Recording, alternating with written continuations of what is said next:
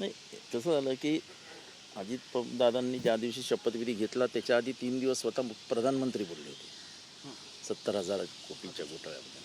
आता भाजपची काय पॉलिसी असते ते आपल्याला काय माहीत नाही, आणि त्यामुळे हे प्रत्येक नेत्याला काय एंट्री दिली, कशाला दिली, हे भाजपला आणि त्या नेत्यांमधलं आतलं गुपित असतं. त्यामुळे त्याच्यावर आपण कशाला काय बोलावं. बदलापुरामध्ये भाजपने बॅनर लावलेले आहे, व्हिज्युअल आहे त्याच्यात, देवा भाऊचा न्याय. इकडे शिंदेची दुसरी पेपरमध्ये जाहिरात आहे, शिंदेशाही वगैरे वगैरे. हे काय प्रकार आहे बदलापूरच्या घटनेनंतर? आणि कोर्ट झापतंय तिकडं. आणि कोर्टाने कपडे काढून टाकले सरकारचे. एक कोर्टाने ह्याला एन्काउंटर म्हणतात का असे प्रश्न विचारले. किती अंतरावरनं गोळी मारली असा प्रश्न विचारला. तो इतका ताकदवान होता का, त्याच्यावरती त्याला ओव्हरपॉवर करता आलं नसतं का, म्हणजे त्याला ताब्यात घेता आलं नसतं का. कोर्टाने जेवढ्या शंका आहेत जनतेच्या मनात तेवढ्या सगळ्या विचारून घेतल्या. म्हणजे ह्यांच्या बॅनरवरती अक्षरशः कोर्टाने जे म्हणजे भाषा वापरून म्हणजे जाऊ द्या, जे काय केलं हे म्हणजे ह्या एन्काउंटर त्याला म्हणतात येत नाही. त्याचं क्रेडिट घेण्याचा प्रयत्न तो चालू आहे. एखाद्याला वाचवण्यासाठी केलेली ही कारवाई आहे, त्याला शिक्षा मिळायला पाहिजे होती आणि झालीही असती. पण त्याला ज्या पद्धतीने मारण्याचं काम पोलिसांनी केलं आहे त्याच्यातनं संशय निर्माण झाला की यांना कोणाला तरी वाचवायचं आहे. आणि ही पोस्टरबाजी म्हणजे हे रॉबिनहूड इमेज तयार करण्यासारखं आहे. अमित शहानी एक बैठक घेतली नागपूरमध्ये.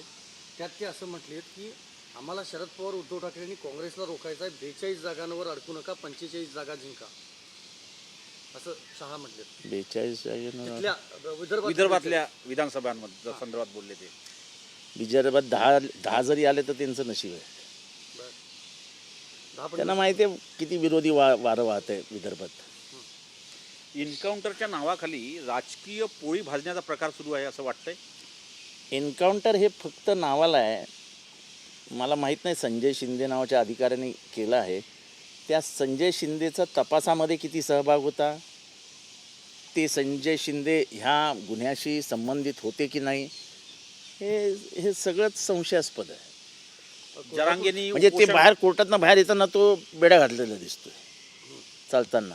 संजय राऊत त्यांनी ते ट्विट पण केलेलं आहे. तो ज्या अर्थी तो गाडीत पण बेड्या घालूनच चढला असेल.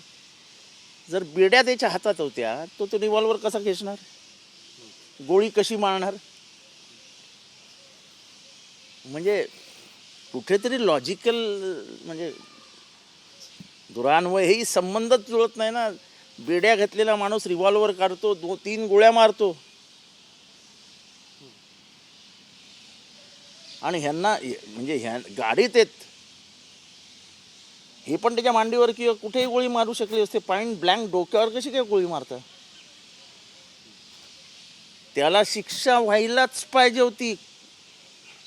त्या पोरी आमच्या पोरी आहेत, त्यांच्या आई आमच्या भगिनी आहेत.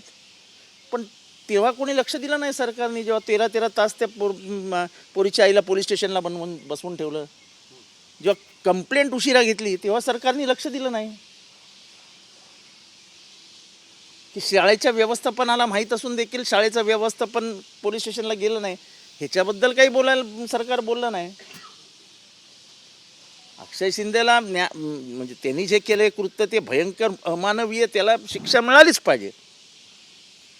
पण कोणाला तरी वाचवण्यासाठी म्हणून अक्षय शिंदेला मारणं हे मात्र काही पटत नाही. आणि हे 100% हे कोणाला तरी वाचवण्यासाठी केलं जातं आहे.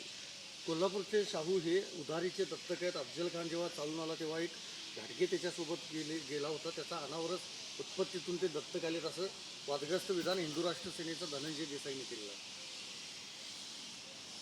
अशा विधानांना शून्य किंमत आहे महाराष्ट्रात. धनंजय देसाईसारख्या गुन्हेगार प्रवृत्तीच्या माणसाने केलेल्या विधानावरती मी काही बोलावं असं मला अजिबात वाटत नाही. जरांगेंनी उपोषण मागे घेतलेलं आहे. मीच बोलतो की जरांगेंनी उपोषण आता मागे घ्यावं. सरकारने त्याच्यात मध्यस्थी करावी. त्यांची तब्येत खालवलेली आहे आणि आपला राजकीय दुजाभाव बाजूला ठेवूया, पण सरकारला मी विनंती करतो, एकनाथ शिंदेंना विनंती करतो. एकनाथ शिंदेंचे आणि जरांगेंचे चांगले संबंध आहेत. त्यांना वैयक्तिकरित्या विनवणी करून, सगळ्या पक्षातल्या नेत्यांना एकत्र करून त्यांच्या जीवाचं काही होणार नाही याची काळजी आपण सगळ्यांनीच घेतली पाहिजे. आणि मी त्यांना या माध्यमातून विनंती करतो, जरांगे साहेब, लढाई चालू राहील, पण शेवटी आपला जीव महत्त्वाचा आहे. भारतीय जनता पक्ष आता ज्या पद्धतीने लोकसभेत त्यांना अनुभव आला, अनेक वेगवेगळ्या पक्षांची त्यांनी लोकांना घेऊन त्यांना तिकीट दिल्या होत्या. आत्ता अमित शहा म्हणतात की आम्ही आयराम गैरामना तिकीट देणार नाही. आयराम गैरामना तिकीट देणार नाही, मग देणार कोणाला? आयराम गैराम देणार नाही, ते पक्षात नाही आहेत पण सरकारमध्ये आहेत आयराम गैराम. असे आता त्यांच्या शब्दाला कुठल्या म्हणजे शब्दशः अर्थच जुळत नाहीत, त्यांचे अर्थहीन झालं आहे सगळं. मग तुमच्या पक्षावरती अतिक्रमण करून आलेले जे बाहेरचे पक्ष आहेत आणि तुमच्या पक्षाचे तिथे जे स्थानिक कार्यकर्ते आहेत त्यांच्या मनाचा विचार करणार आहात का तुम्ही? आयराम गैराम वगैरे हे बोलायला ठीक होतं, पण तुमच्यातले अर्धे खासदार हे तर पूर्वीचे काँग्रेस आणि राष्ट्रवादीचेच आमदार आहेत. सर, कोर्टाने आज थेट प्रश्न विचारला, ज्या माणसाला साधी बंदूक चालवता येत नाही त्या माणसाला सेफ्टी लॉक उघडून 3 गोळ्या झाडता येतात का? आणि त्यांनी कधी गोळीबारी केली असेल का? असं आहे की कोर्टाने माझ्या भाषेत सरकारचे कपडे काढले, पोलिसांचे कपडे काढून टाकले. आणि दुसरीकडे हे पोस्टर लावत आहेत स्वतःची काय मिरवायला म्हणतात ना आपण, शेकी मिरवायला. हा कॉन्ट्रडिक्टरी आहे. न्यायालयाला जास्त समजतं आणि न्यायालयाने आज महाराष्ट्रासमोर सगळंच उघडं करून टाकलं. त्यांनी सांगितलं एन्काउंटर नाहीच आहे, याला एन्काउंटर म्हणताच येणार नाही. आणि त्यांनी विचारलं की ती मी पॉईंट ब्लँक रेंजवरनं गोळी झाडली का? पॉईंट ब्लँक म्हणजे अगदी जवळ नेऊन. तुम्ही एवढ्या जवळ होतात त्याच्या, तर त्याला उडी मारून कोणी तुम्ही 5-6 जण होतात ना आतमध्ये. आणि बेड्या घेतलेला माणूस, आता ते म्हणतील बेड्या नव्हता, आम्ही बेड्या काढून टाकल्या व्हॅनमध्ये. तो चढताना तर त्याच्या हातात बेड्या होत्या.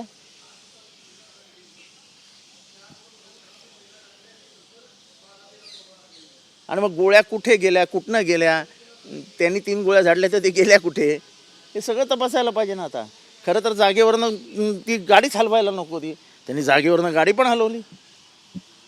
अनेक प्रश्न आहेत, अनेक प्रश्न निर्माण झाले त्याच्यातनं. म्हणजे त्याला जे सोप्या मार्गाने तुम्ही कठोर शिक्षा देऊ शकले असते, ते कठोर शिक्षा ही या अशा वादग्रस्त वादात घालून टाकली तुम्ही. नवीन एक ट्रेंड आलेला आहे.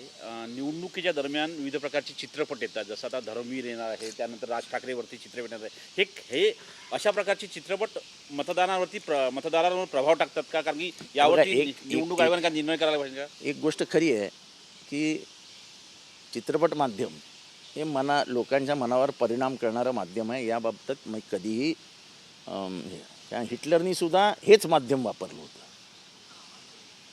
त्याच्यामुळे हे माध्यम प्रभावी आहे, लोकांच्या मनावरती त्यांच्या विचारांवर प्रभाव टाकणार आहे, याच्याबद्दल काही शंका नाही. केंद्रीय निवडणूक आयोगाने याच्यावर काही करायला पाहिजे का? काय करणार ते? पिक्चरवर बंदी थोडी आणता येते. आता खोटं नाटक काही दाखवत बसतात, त्याला काय आपण काही करू शकत नाही. स्वतःची इमेज बिल्डिंग पिक्चरमधनं करणं हे फार सोपं असतं. त्याच्यामुळे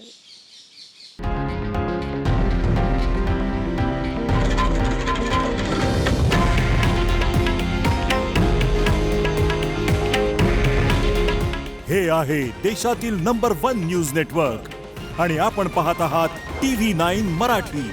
काळजी तुमची, हित महाराष्ट्राचं.